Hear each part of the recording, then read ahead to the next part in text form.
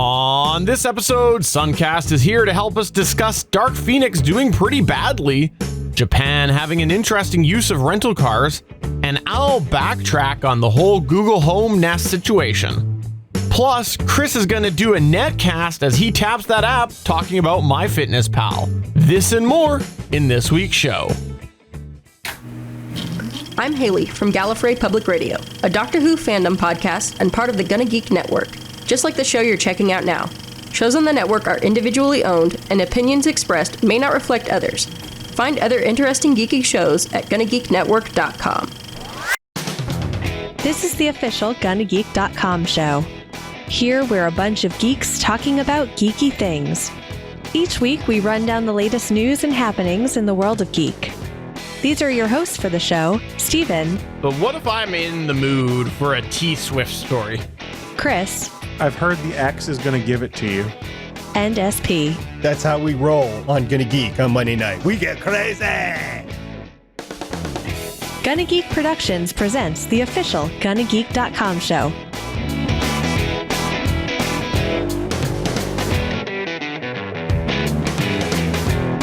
Welcome to episode 294 of the official GonnaGeek.com show. I am Steven John Drew, and I am pleased to say the fantastic, the wonderful, you wonder why he has no hair on his head, Chris Farrell is here tonight. Well, the reason my hair is gone is because my brain has expanded so much it has pushed it out of my head. I'm super smart. And unfortunately, Stargate Pioneer is not here, but one that is going to roll here on Monday night is Sunkast. Howdy. What up? Sunkast, we are pleased to have you here. Are you? We're a little bit happy about it. Earlier today, Sunkast was messaging me, and I believe that he summarized nicely the time of year that we're in, and it was something to the effect of, wow, summer tech news sucks. It was pretty much exactly those words, and yeah, you know what? I have to say, the Tech News Weekly, or the Tech News lately, not on Tech News Weekly, is been pretty terrible lately, so yeah. It's been bad. More so than usual. That's true. Yes, SP is away this week. He's off having some family fun, but we're pleased to say he should be back next week. And hopefully the main trio, there's always an honorary seat there for you, Sunkast, but the main trio should be reunited next week, in theory. Wait, you're bringing Wing back? Sunkast, for those who may not have checked out the show before, and maybe not heard about you or seen you or watched you from afar, where exactly can they usually find you? You can find me part of the GFQ network. Go to gfqnetwork.com. We have a whole bunch of shows over there that I have a little bit of part in. We have wrestling on there, all sorts of cool stuff. Check it out. We got podcasts. It's gfqnetwork.com. What's a podcast? Is this a new thing? What new thing? I'm not sure.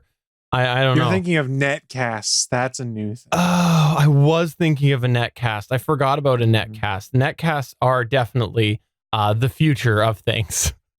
They are, because everyone loves to create a specific term that only one group uses and then try and push it as an industry standard. You know, I think that netcasts are required to run on net meeting. I think that's the requirement for a netcast. You know how you make netcasts uber cool? You change the E to a 3. And then they're super cool. Cool. Can we go ahead and drop a letter or two? Because that's the other cool thing to do. Yeah, it's N3TCSTS. Perfect. Netcasts. Awesome. Netcasts. Well, let's go ahead and move to the news part of the official GonnaGeek.com netcast.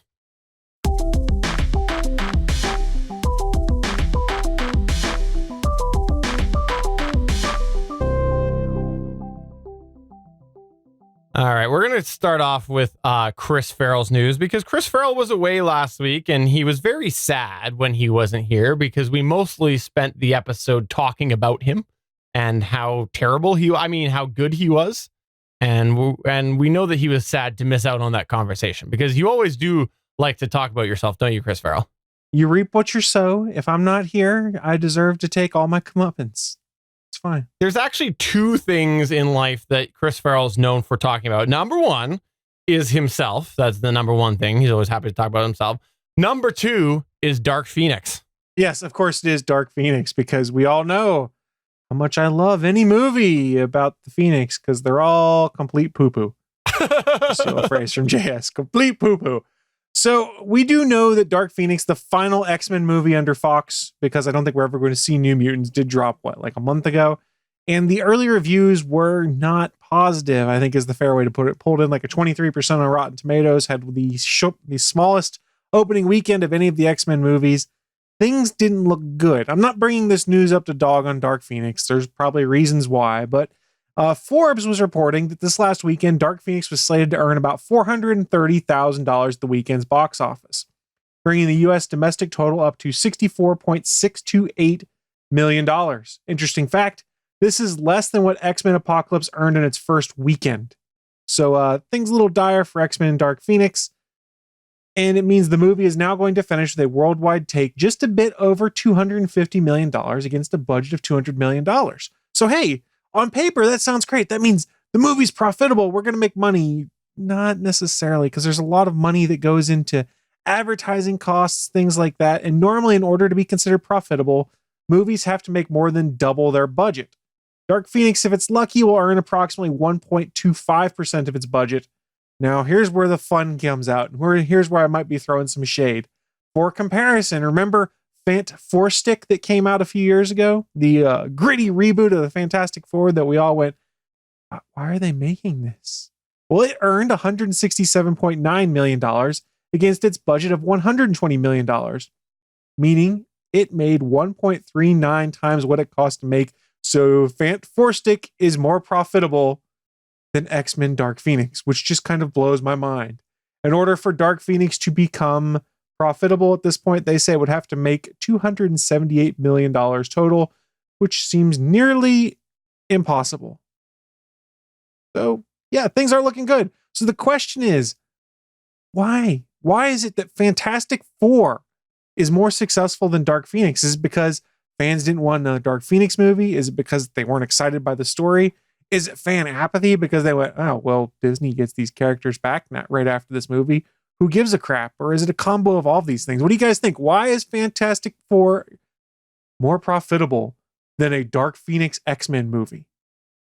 It's not Marvel. I was absolutely just about to say that. But neither is Fantastic Four.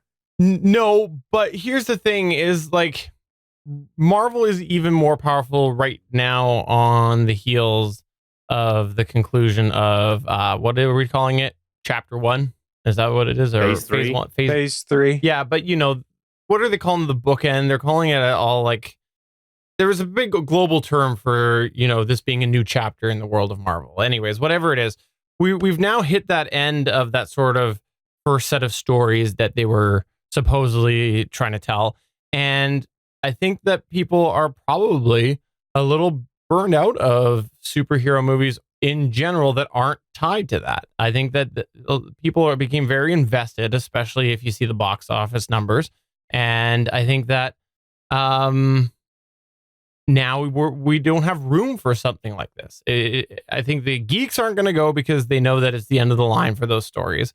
I think that the X-Men series in general hasn't delivered. So there's no real big fan base. And so you couple that with people just wanting to stick just with the main Marvel, and it's a recipe for disaster right now. Fantastic Four was what, 2 years ago now? You said? Oh, it was probably more than that. It was probably 3 or something like that. I honestly don't remember. It's a big change in the landscape of comic book movies 3 years ago to now. It's very different now. So I definitely think that that probably is a large portion of it. Myself, I don't know. Sunkast, you, I know, are the business analyst here. Problem with the X-Men stuff is that the stories just aren't that interesting. I think it's an all right cast. It's an all right story. It's an all right movie. There's just nothing all that crazy about it that makes you want to go and see it. And that's the problem, is that it's an all right superhero movie. It's better than a lot of the DC stuff currently, but it's not one of those movies that is on your must-see list. It's not like a summer blockbuster. Nobody's running out to see this movie. People are just, it's eh. I mean, so I will ask this question and then feed into the point I want to make. When's the last X-Men movie that you remember people being like, holy crap, this is awesome, everyone should go see it? What's the last one you guys remember? Probably First Class. That's what I was going to say. First Class. And what changed after First Class? Matthew Vaughn was no longer attached. They brought on a new director, Matthew Vaughn, who pretty much got people interested again in the X-Men by going back to the 60s, sparking back to something original with it, adding a new flair to things. They moved on to a different director. And while Days of Future Past was all right, I think a lot of that was the spectacle of Wolverine and Sir Ian McKellen and Sir Patrick Stewart doing their final, what we thought at the time, final appearances in those roles, things like that. So I think when Matthew Vaughn left, they kind of reverted back to, let's go back to sort of the formula that worked before. And then they even brought Bryan Singer back. And I was like, why? Now, that being said, I'm kind of glad Matthew Vaughn left because it gave me 2 Kingsman movies, which I think are vastly superior to anything the X-Men have done in years because they're an incredibly fun movie. And I don't think the last 2 X-Men movies, other than like Quicksilver's scenes, were fun. Could it be something to do with Wolverine? Yeah, it certainly plays a part, I think. I don't know. I just haven't really had much personal hype myself. And I guess it's probably because I didn't find the stories that interesting and really want me to continue. Like, I don't know. First Class was fun. I really enjoyed it. I thought that it was a great ride. I was looking forward to seeing Jennifer Lawrence and the other characters in more stuff. But I definitely felt like it disconnected me from that first franchise because even though they're intertwined, all that stuff, it's different. And I don't know, maybe that's a factor too. I think them trying to combine their timelines and then correct everything was difficult. Because remember, they changed the timeline finally with Days of Future Past when they kind of merged what we knew from the original Singer movies into what we got out of First Class when Wolverine somehow went back in time instead of Kitty Pryde like it's supposed to be in Days of Future Past. But Wolverine's bigger cash cow for movies, so I sort of get what they were doing there. Essentially, what it comes down to is that they haven't given us anything to really care about. Mm-hmm. Mm-hmm. Do you know what it is? I think that it's probably due to the fact that the GonnaGeek.com network's Legends of S.H.I.E.L.D. doesn't have a lot of dedicated material towards it. Like, yes, they talk about it, but if they were like a fan cast or they were like ranting and raving about it all the time, then it would definitely pick up, and that would be why. But I'm pretty sure that it's the fact that Legends of S.H.I.E.L.D. doesn't talk about it all the time. I'm pretty sure that they are single-handedly responsible for this slump. Sounds likely. I will go with that. Now, I guess it'll just be interesting to see what this does for Marvel's plans with the X-Men. Kevin Feige at one point said they had no plans even in Phase 4 for it. How long do they put them on the shelf so that they can start fresh, for lack of a better term? We'll just have to wait and see. Phase 4 is going to be the Fantastic Four. That's what it's going to be. Yeah, didn't you love it when they showed up in Spider-Man Far From Home and shook everyone's hand and said, we're here, we're back, deal with it? Mm-hmm. I loved that. It was great. Wait, I spoiled you. It was great. Moving on to the next news point here. You said, Sunkast, you have some international news. International news. Yeah, international.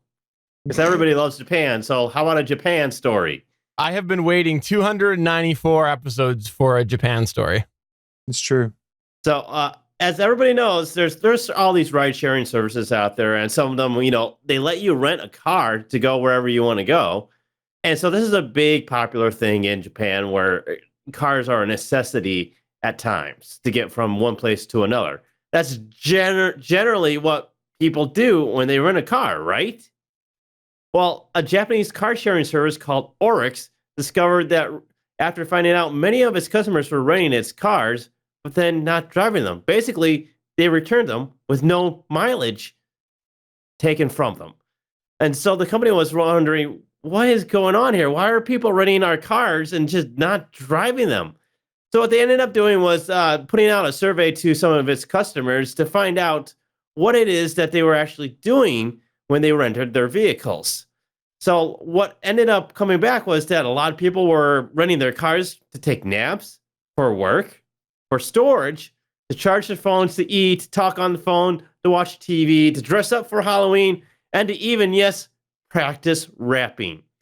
So this is all very interesting, the fact that this company was like, oh, we have this whole new market now for what people want to use our vehicles for. Because a lot of times people were like, well, this one guy said, usually the only place I can take a nap while visiting clients is a cyber cafe in front of the station.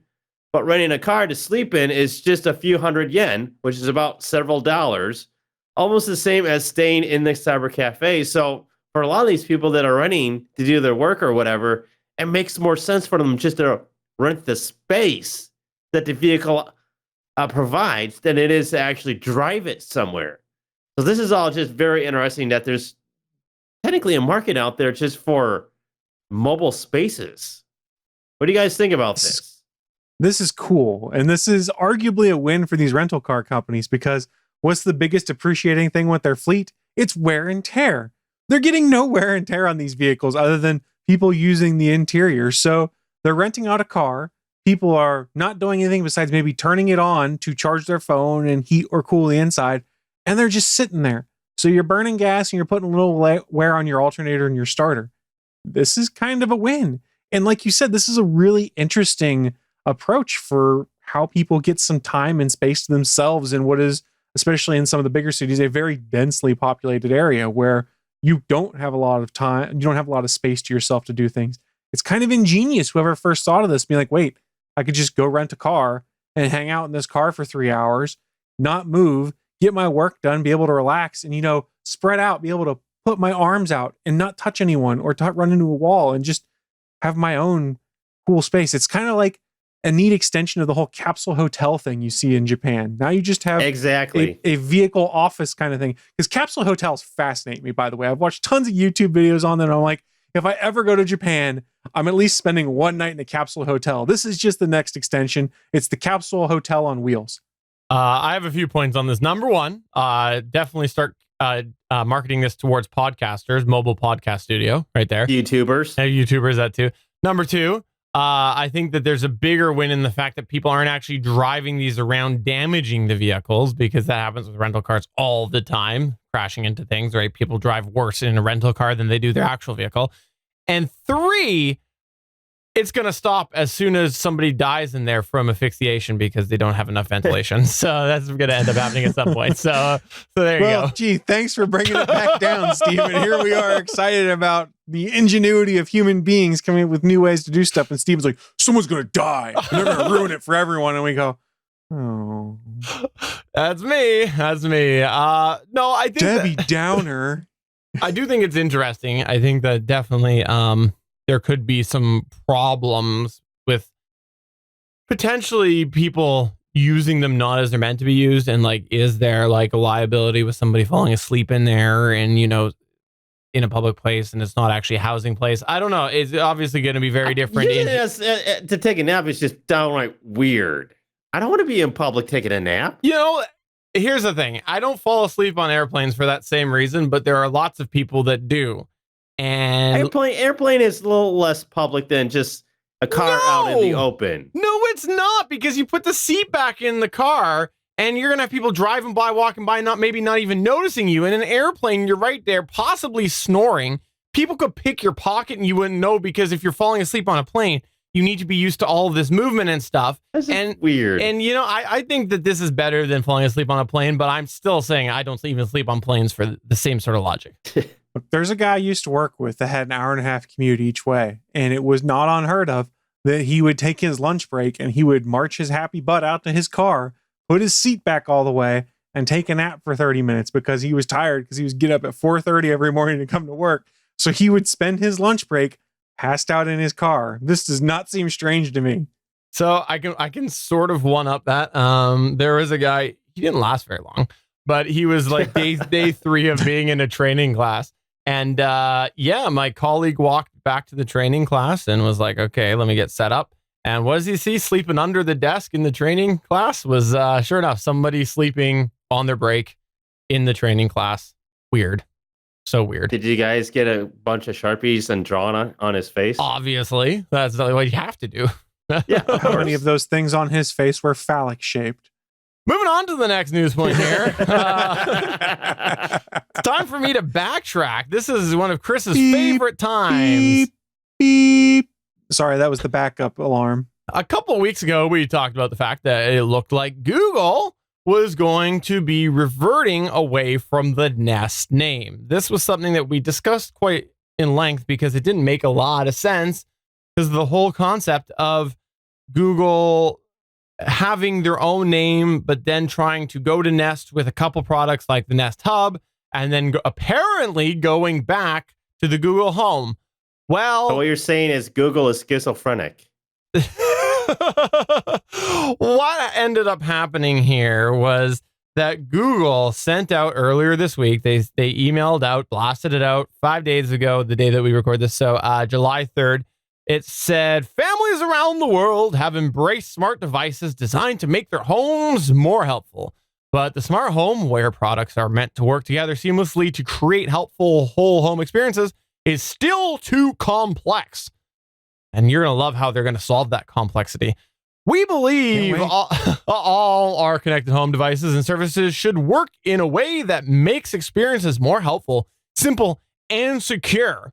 So Nest and Google Home are joining together under one brand to make that happen and give you more help at home. Now, are you ready for the complete original idea of putting the Google name with the Nest name together? We have a whole new name. Give me a sec to prepare myself here, Steven. I'm a little too amped up with excitement for what they're going to do here. So, Introducing. What name could they possibly come up with? Introducing Google Nest. Yes, that's the email that they blasted out. I know. You don't say. Apparently, they have settled on, for now, the name Google Nest. So not Google Home, not Nest, but Google Nest together. Why not Nest Google? Why not Google Nest Home Or Nest by Google? or Home Nest? The day before, maybe I can eventually get out my point. The day before this happened, we ended up actually noticing that. I noticed it. Was that the help? Because I was trying to set up something with the Google Home Mini. Yeah, because you're all about yourself. Yep, again about myself. The Google Help itself actually changed over to a URL that said Google Nest, and the top left corner said Google Nest before they actually announced it. So another example of Google completely botching something to do with marketing or promotion or anything like this, because they continue to botch all of these things that come up. To be fair, who cares if a day before they officially announced that they changed the URLs on the help page, as long as you're getting your help that you click on the button for? Because they preempted themselves. This is just typical Google. Who cares? I care. I mean, I'm a Google fanboy on some of this, but you still got the content you wanted. I guess. But if you were very disappointed to hear that either Nest or Google Home was either staying or going away, one of the two, you'll be pleased to know they are both going away, and it is now Google Nest. Google Nest. Should they stay or should they go? I am interested to see the fact that they're doing this. I actually think it kind of makes sense, because the whole Google Home thing, I don't know, the name Google Home is kind of weird, because really a lot of these products, they are meant for your home, but it could almost be misleading if they go into something that is more software based or something that might not necessarily be directly for the home market. So Google Nest makes sense, because, you know, there are businesses and stuff that use Nest products. What I do want to say, though, with this is that I think that Google is probably going to release a bunch of new products soon. This is my theory, a complete 100% made up conspiracy theory. And I say this because there's been a bunch of sales in recent on these, and we've heard a few news stories back and forth about branding changes and in different countries using different names. And I think that the fact that there's been inconsistency is probably been because a bunch of people are, like, a bunch of different parts of the organization are going and just sort of patching holes until they get to the next thing. They know that there's another line coming out soon. And let's be honest, the Google Home it's time for a refresh. It's been around for a while. It's been around long enough that Amazon was able to rip off what they did well and do it better. So I hope you're right that they are about to do a refresh of some kind. We get some new products. But we've been saying that for years about Nest products. And would we get just new variants on their outdoor camera that cost more money that arguably don't do anything different? And let's be honest, this is the cynical nature of me. Google can't keep a secret on any of their hardware. It all leaks out. We already know half of what's in the Pixel 4 from leaks, presumably, but we know nothing about these new products that might be dropping. I hope you're right, Steven, but the fact that nothing has leaked that I've seen about new Nest products right now makes me think that I don't think we're getting anything anytime soon. I hope we are. I think anything past Google I/O that was announced isn't happening, though. This is kind of the problem, though, with Google, is that they're great at coming up with concepts and ideas, but and they can launch products. The problem is they really don't have very much success with executing products, launching products, and taking care of those products. Once it's launched and out there, oh boy, that's it. That's all you get.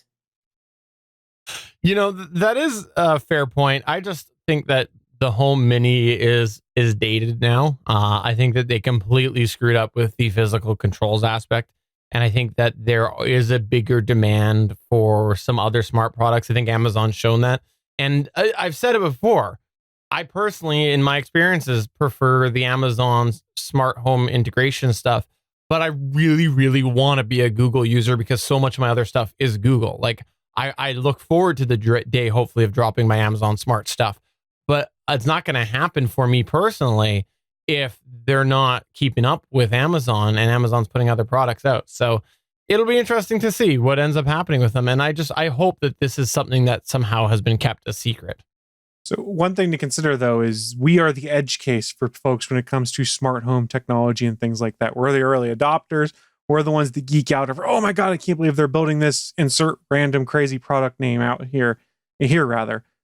General users are like, hey, I should get one of those Google, Amazon home devices or whatever, because they all blur together as to what they are. And I think if you're talking from a general user perspective, when it comes to both the Dot and the Home Mini, that $25 to $50 price range, depending on when they're on sale, that's the perfect point of entry for folks. And not common folks, but less of the enthusiasts are more interested in that kind of stuff. Whereas you and I would be really interested in new product, new hardware that does all this cool stuff.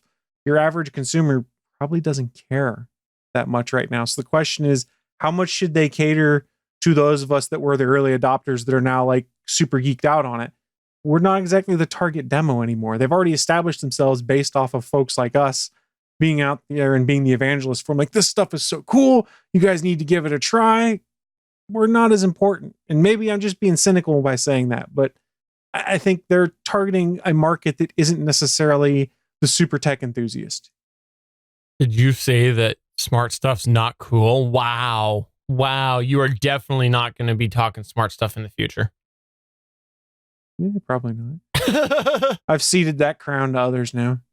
Moving on to the extra section here. We just got a couple of quick things we're going to go ahead and run through. Number one comes out of the world of Microsoft. Chris Farrell, you were so excited to talk about this thing, weren't you? Oh, this was almost my news. And hey, guys, it should surprise no one. Windows updates are still broken and breaking things that are important. What did we find out this last time around? Yeah, there's a latest update that is KB 4501375 that may break what is called the Remote Access Connection Manager on Windows 10. Why is this an important thing? Yeah, if this Rasman, as it's called, is broken, you can't run VPNs on your machines. So this last update could have potentially broken the tool that allows you to run a VPN on your machine, which could be for simple things like I'm in the airport, I want to use the free Wi-Fi, but I don't want to be on an open connection where everyone can see what I'm doing. Throw on your VPN and connect that way to the open Wi-Fi, and you're going to be safe. It could be for people with slightly nefarious reasons who are like, I want to watch Star Trek Discovery, but I live in the United States. I'm going to go pretend like I'm in the UK. But regardless, VPNs, they're commonly used by many people, business travelers, tech enthusiasts, common users. Business users in general. Yes, business users use them a lot. And here's the sticking point. Here's where it gets even more crazy. The research that folks have done right now is showing that this Windows Update bug that breaks Rasman only affects Windows 10 Enterprise right now, it looks like. So if you're on an enterprise machine or your company manages your fleet of Windows 10 machines and laptops and says, here, take this with you on travel, your company VPN may not work properly if you've updated to the latest version of Windows. So God bless you, IT managers out there. Good luck. I don't know how you survive in this current world where Windows updates tend to break something with almost every build that comes out. It's got to be frustrating, and Microsoft really needs to start figuring things out better, because breaking VPNs, while it may not sound like a big deal, when you start thinking about the business community, it is a big deal. I have to say, like, I am one of the people for a very long time that has constantly ridiculed organizations that have very dated software. And I still continue to do that. Anybody running Windows XP right now is an idiot. Anybody running Windows Vista is an idiot. I will almost say that people who are running Windows 7 also screwed up and should have gone to 8. However, I will stop short of saying that they're idiots. You will. I will, because I don't think that I think corporations had a reason to stay with 7. However, or users. I users too. I understand 8 was around very limited.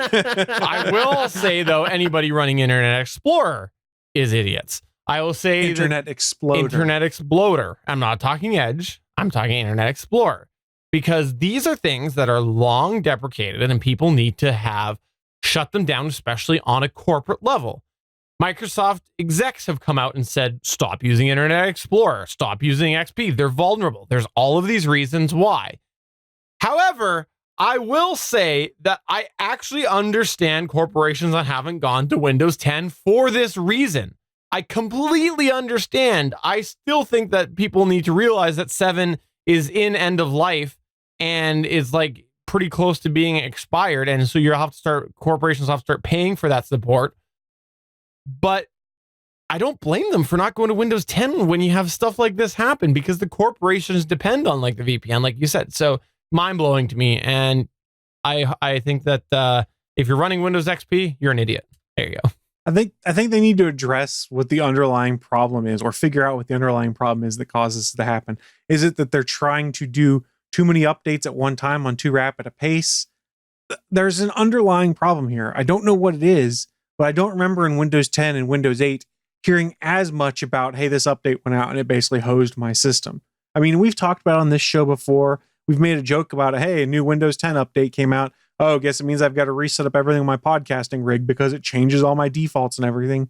It's dumb, weird stuff, and they're missing it somehow. It's the fact that this is still going on years after the launch of Windows 10. Okay, so I could forgive them after like maybe a year or two, but it's been more than 2 years now, and they're still having updates that are very much buggy. I do have a conspiracy theory on what could be happening. I think that they stepped in the pile of doo-doo, because here's the thing is, if this was a previous version of Windows, Millennium, Vista, it's Windows ME, they would have moved on.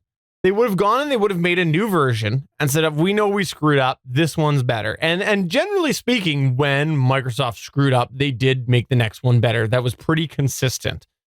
Even Windows 8, I liked it. I thought that it was better than 7, but they did do a lot of things better with the user interface for Windows 10 and overcoming the things that people hated in 8, right? Microsoft has a habit of, when they put out something that they hate, fixing it in the next version.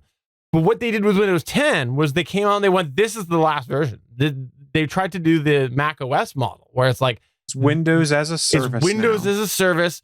This will always be updated. So they're kind of stuck working on that overall architecture, I think. And it's like, usually we would be on to 11. They'd be like, sorry, we screwed up 10. 11's better. And that's my theory on it. That's my theory on sort of what's going wrong here, is they're so invested on keeping that model going. But who knows?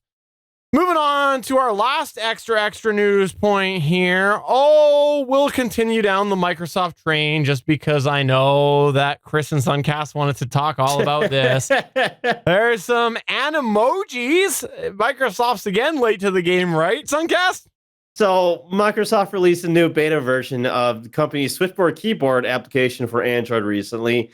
And with this new beta release comes a new feature called Puppets, which is their Animoji feature Is that thing still a thing? I wish it wasn't. I just don't understand because I thought, yeah, it was neat and novel, and then Apple did it for a little bit while, but nobody really gives a crap. And now here it is. Guess what? Microsoft has Animojis. I mean, puppets. I don't know what it is and why anybody gives a crap, but hey, it's part of the SwiftKey keyboard now for Android. So, yay. Good job, Microsoft, for a feature that nobody wanted. Samsung's still doubling down on a bit more Animojis and stuff like that too. And I'm like, when Apple did it, people were like, okay, this is cool, but they stopped talking about it within 6 months. Why do we care? Why are we breaking Windows updates to put Animojis in friggin' SwiftKey? Make Windows work again. Make Windows great again. Screw Animojis. Wow, you're pretty hostile. I'll say this. I think like Bitmojis are neat. And the fact that you can customize them basically to your heart's content. That's neat. These Animojis things. Why? I don't know. Again, we are not the target audience for this product though either. Let's keep that in mind also. We are 3 dudes in our 30s here. Mhm. We're not the ones that are going to be like chatting with our friends and sending Animojis of ourselves. I think the target audience is probably a good 20 years younger than us that are the targets for this. Besides, everybody knows there's only one animated anything that I send to these guys. And let's just say the picture is taken below the table. While you may know Chris loves phones, tablets, and other gadgets, did you know he's also a master tap dancer?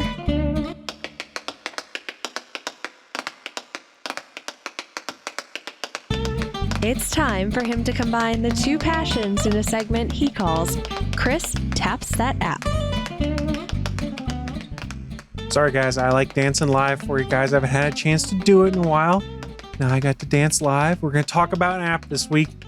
We haven't done it in a while like Steven had said, but this time we're exploring a world where this app can touch iOS, Android, and web browser.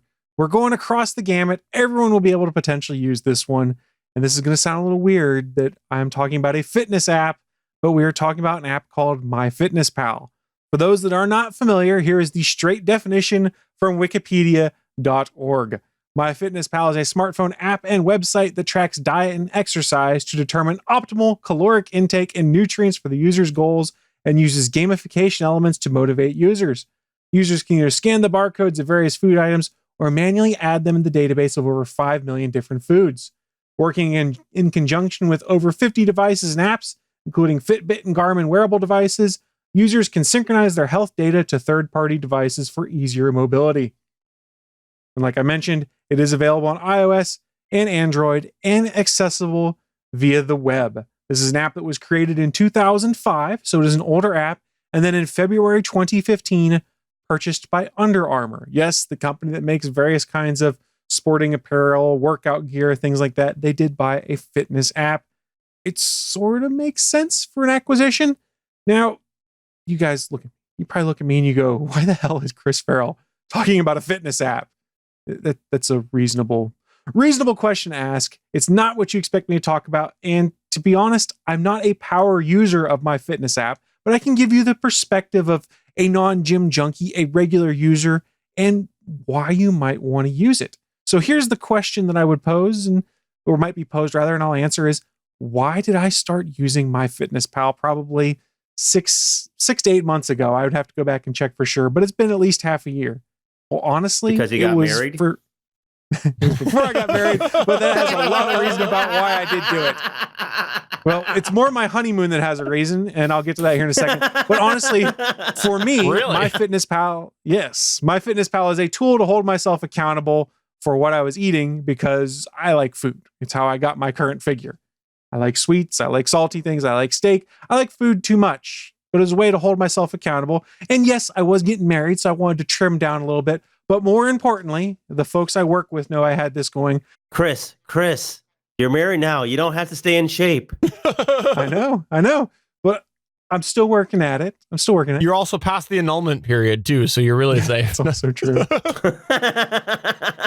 The other reason why I was exploring this was for what I called, and my friends at work heard me call, Operation Don't Be Too Fat to Ride the Harry Potter roller coaster.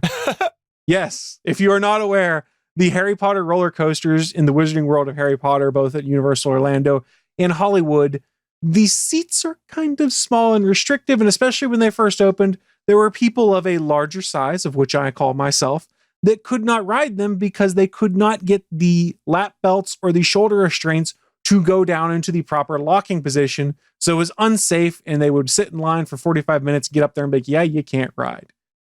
So part of why I did it was I was getting married, and the other reason was because I wanted to ride these damn roller coasters when I was in Orlando. And spoiler alert, I got to ride all the roller coasters, in part because of how this app helped me out. Give you one of those there. Yes. Well, thank you. Okay, so first off, I don't even want to talk about the app because I didn't know that this was happening with the Harry Potter thing. That's crazy. That's absolutely nuts. And somebody really dropped the ball on that if they have not seen the North American user base. But anyways. To be fair, they have, since the rides originally opened, put adjusted seats in like the back row of the Gringotts Experience and on the couple other ones that are larger seats to accommodate people. And honestly, part of the problem with one of them, it's Harry Potter, The Forbidden Journey, I think. It's more of a height restriction because you've got a shoulder bar that pulls down over your shoulders. And if you have a long back like I do, you have to really slouch in the seat. It's not necessarily a matter of that I was fat. It's a matter of that I had a high back, a tall back that made it hard to fit in that seat. So you're also trying to become shorter? Well, I had to slouch to be able to fit in that one. And it kind of helped that I'd gotten rid of a little bit of the weight so I'd fit in the chair better. But that's neither here nor there. Let's go back into how this app worked for me. So primarily why I started using it is because I had a few friends in the past. They're like, I looked at them and was like, damn, you're looking trim. What have you been doing? And they're like, honestly, I've just kind of been better about what I eat. And I said, well, what's your secret? And I've had at least 3 different people that said, I use this MyFitnessPal app.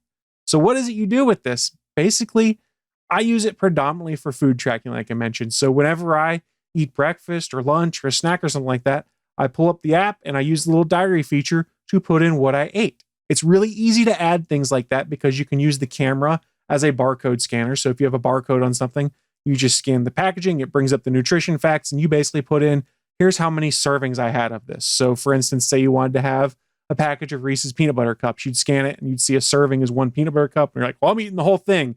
You'd put 2 in there. It would put the calorie count in there, the fat percentages, things like that. It would all be tracked in your food tracker. And you get to set goals for what your daily caloric intake is based off your activity level, things like that. And it recommends do not exceed this level of calories. And you go, okay, I'm good with that. So the first thing I really started doing was every time I was eating something, I started putting it in the app. And this might actually be an indicator of how lazy I am. Sometimes I was like, ugh, I just don't want to put this in the app because I don't have to look it up. So I was like, screw it, I'm not having that granola bar because I don't know what the barcode is and I've got to look it up myself. So there was actually things that sat in my desk at work because I didn't have a barcode, didn't want to be bothered to look it up. So it was effective in that regard as well. But I will give them credit. This lookup tool that they have in there, it has tons of things. I know the Wikipedia said over 5 million items.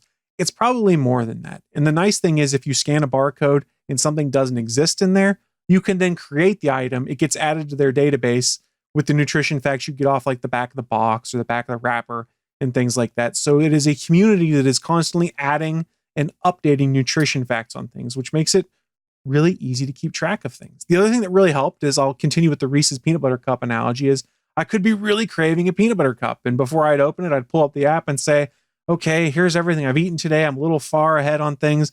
But if I take an extra 15-minute walk when I get home, I know that that'll burn off roughly the calories of this peanut butter cup. And I'm like, hell yeah, I'm having me a peanut butter cup.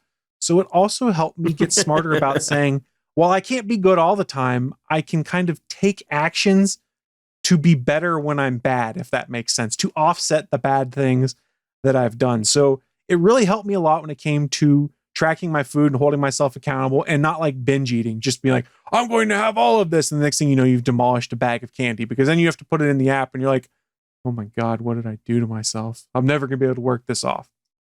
And how it also helped is that MyFitnessPal syncs with a variety of different things. In my case, I have it synced to Google Fit. Google Fit I have on my phone. I also have it on my smartwatch right here.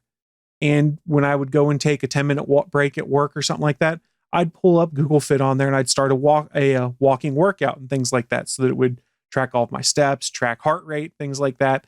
And it takes that information and then offset my calorie count because there's a separate section of the diary that is your exercise. And it takes your steps through the day and estimates how many calories that knocks off. It takes your exercise and estimates as how that knocks off. So you can kind of go throughout the day and say, hey, I've taken 5,000 steps today. That's knocked off 350 calories.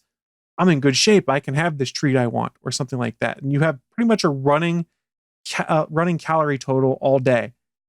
It's actually really helped me a lot. And the nice thing is, this app connects to all sorts of different fitness trackers and wearables. It works with Fitbits, Google Fit, Apple Health, Runkeeper, Garmin, all sorts of things. Pretty much any of the bigger fitness apps that are out there, they have hooks into MyFitnessPal. It's one of the things that Under Armour pushes about it, is saying, hey, we can make this work with whatever your app is, so that you can track your food intake, so that you can track your exercise, things like that. And for a lot of people, I haven't made use of it. There's actually a social element to MyFitnessPal. You can make friends with people who have similar goals, and it'll share that Chris just completed a workout and burned 3,000 calories or some nonsense like that. And you can encourage each other. You can share whether you've met your goal for food for the day. I didn't mess with the social aspect because I looked at it this way. What I'm doing with this app is my own business. I don't really want to share it with folks. But I know there are a lot of other folks who've said the social aspect to MyFitnessPal and the fact that they wanted to compete with their friends, for lack of a better term, to meet their goals, kind of helped hold them accountable. So it's an interesting twist on things. Okay, I already have all that information anyway, Chris. Yeah, that's true. I mean, you already hacked my Google Fit information, I'm sure.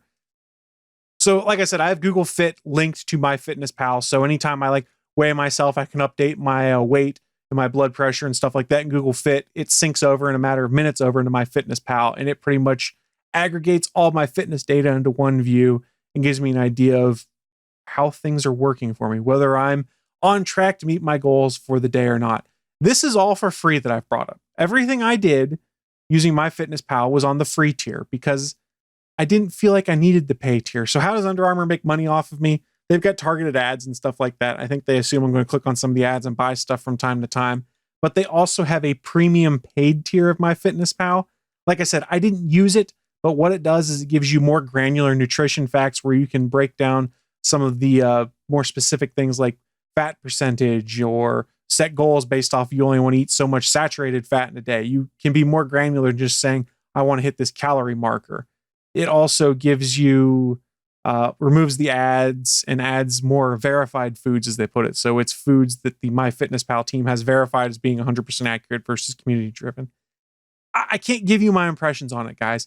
I can say it exists out there. If you're in the MyFitnessPal world and you want more granular control over your goals and things like that, it might be worth it. It's $9.99 a month or $49.99 a year.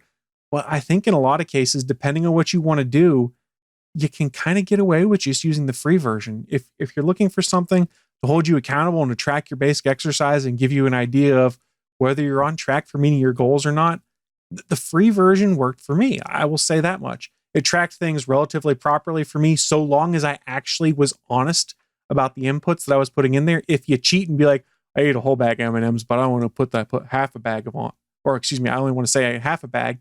Well, you're lying to yourself and the numbers aren't going to pan out right. And in fact, whenever it does its estimates based off of how much weight you've lost, it kind of reminds you this is only as accurate as you being trustworthy as to what you're putting in here. If you lie to yourself and put bad numbers in there, it's going to tell you you're going to lose more weight, but it's not right because you haven't put the accurate numbers in there. It worked for me on the free tier, like I said. The biggest thing for me was holding me accountable, combining my food intake with the exercise I do throughout the day. I'm lucky enough that on busy days at work, I get a lot of steps in because I'm having to walk across the office to collaborate with people on things. So I can get, on a good day at work, about 8,000 steps in but throughout a whole day, which I think is pretty awesome. It's also nice because when I started getting better and going to the gym 1 to 3 days a week, I used Google Fit to track my workouts. So I could be like, I'm going to go walk the elliptical. I could set my watch to the elliptical and it would calculate all that information while I was doing it. As soon as I was done, it would push that fitness information over to MyFitnessPal, adjust and update what my calorie burn estimates were. So I would know, oh, wow, I did a lot of work today. I can totally have that bowl of ice cream when I go home, for instance. It worked for me. I can't say it's going to work for everyone, but if you are pretty much honest with yourself as you do it and try and put in accurate numbers and say, hey, I know I had 2 candy bars because it was a bad day at work or I was stressed. You put in accurate numbers, you can see the work you need to do to offset what you've done. And like I said, it made a huge difference for me personally. When it was all said and done, when I went to Orlando, because that's where our honeymoon was, like I said, Operation Don't Be Too Fat to Ride the Harry Potter roller coaster, it worked for me. I was able to fit in the things. And when I actually checked what I'd done in the scale, in about 5.5, 6 months, I dropped 40 pounds with a combination of working out and holding myself accountable by putting these things into the app.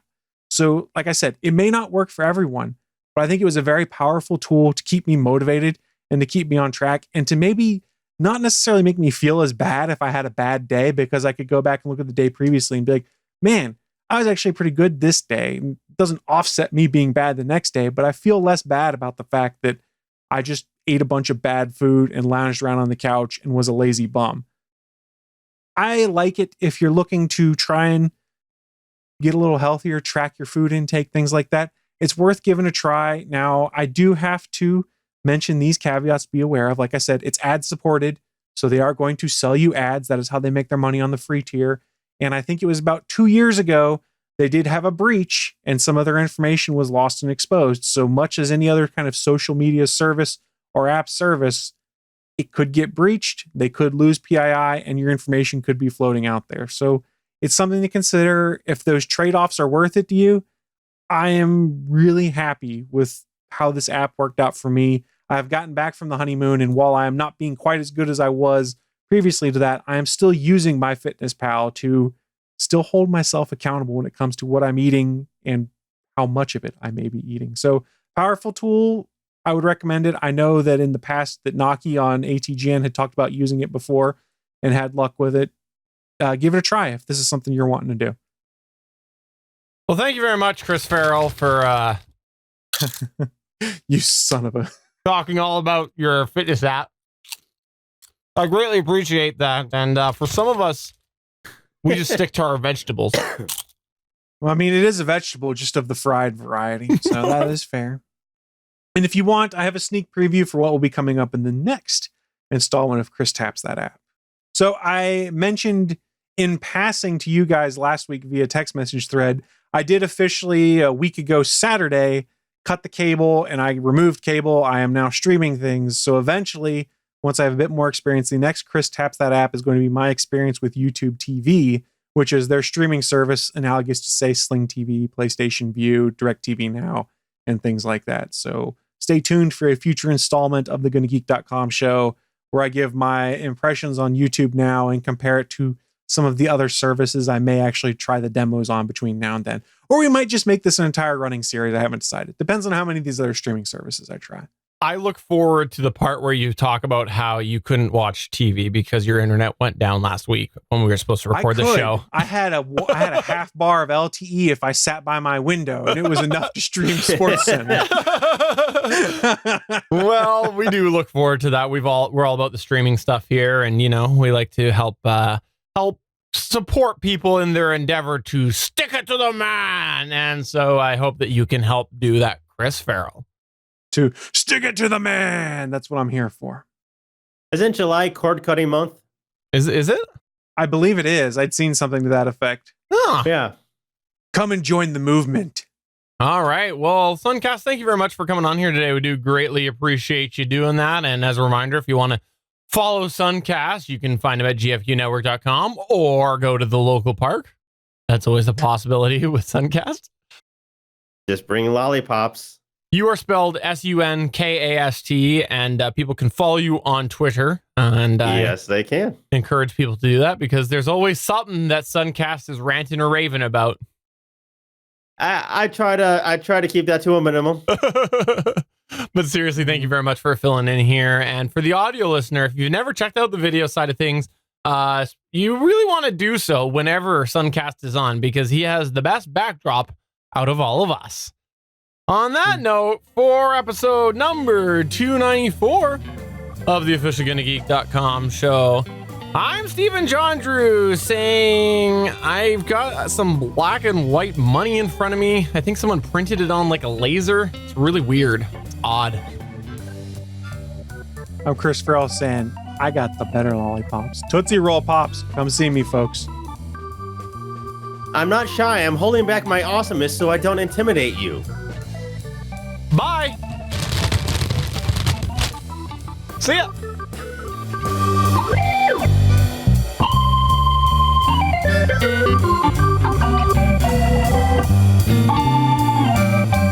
Thanks for checking out another episode of the official GonnaGeek.com show. If you like the show, please give us a 5-star review in Apple Podcasts or a thumbs up on YouTube. You can always join us for our live recording sessions, which stream Mondays at 8:45 p.m. Eastern at www.geeks.live. And remember, you can find our full back catalog at GonnaGeek.com/show. If you're itching for more geeky content, check out other shows on GonnaGeekNetwork.com. Voice work was by Emily Prokop of the Story Behind podcast. That's it for this episode. We hope to see you back again next week.